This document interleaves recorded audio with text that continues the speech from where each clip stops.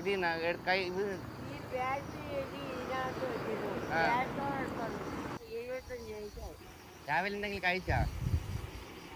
30 രൂപ ഇല്ല ഇനി ഇട്ടേക്ക്.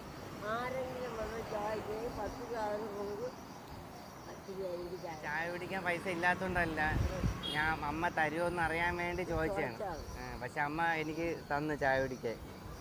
അപ്പം ഇതാ അമ്മയുടെ പൈസ, ഞാൻ തരേണ് തിരിച്ച്.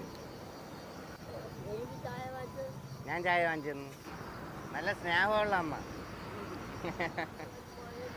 ഒരു മോനേ ഉള്ളൂ. അവരെ ദൈവം കൊണ്ടുപോയി. പിന്നെ ഞാൻ എനിക്ക് നാട്ടുകാരല്ലേ ഉള്ളൂ. 200 രൂപ തരും. 200 തരും ചെല്ലത്തിന്ന്.